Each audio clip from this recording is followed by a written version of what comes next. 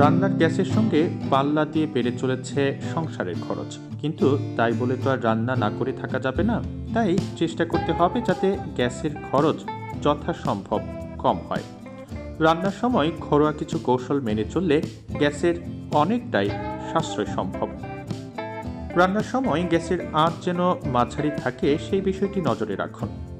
অতিরিক্ত আঁচে রান্না করতে গেলে আগুন পাত্রের তলা ছাড়িয়ে আশপাশ দিয়ে গ্যাস বের হয়ে যায়, ফলে অনেক বেশি গ্যাসের অপচয় হয়। নিয়মিত বার্নার পরিষ্কার করুন। রান্নার গ্যাসের আগুনের রং নীল হয় বাঞ্ছনীয়। লাল, হলুদ কিংবা কমলা রঙের আগুন দেখলে বুঝবেন গ্যাসের দহন যথাযথভাবে হচ্ছে না। বার্নার অপরিষ্কার থাকলে এমনটা হতে পারে। ঈষদুষ্ণ গরম পানিতে ন্যাকড়া ভিজিয়ে ঘষতে পারেন বার্নারকে। তাতেও সমস্যা দূর না হলে ডাকতে হবে বিশেষজ্ঞ। রান্নার বাসনের তলা যেন পরিচ্ছন্ন হয়। হাঁড়ি, কড়াইয়ের তলায় গালি থাকলে তাপের অপচয় হয়, গ্যাসও বেশি খরচ হয়। পাশাপাশি খেয়াল রাখবেন যেন গ্যাসে বসানো বাসন শুকনো হয়। বাসনে পানি লেগে থাকলেও গ্যাসের যথেষ্ট অপচয় হয়। চেষ্টা করুন পাত্র ঢাকনা দিয়ে রান্না করতে।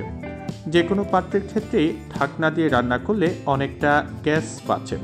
পাশাপাশি সাধারণ বাসনের পরিবর্তে যত বেশি সম্ভব প্রেসার কুকার ব্যবহার করুন।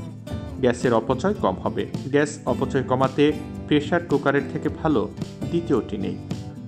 সবশেষে বলবো, রান্না করার আগেই তৈরি করে নিন সব উপকরণ। মশলা তৈরি থেকে সবজি কাটা সবই যদি আগে থেকে করা থাকে তবে সময় ও গ্যাস দুটোরই সঞ্চয় হয়। পাশাপাশি রান্নায় কতটুকু পানি দেবেন তাও মেপে রাখবার চেষ্টা করুন আগে থেকে।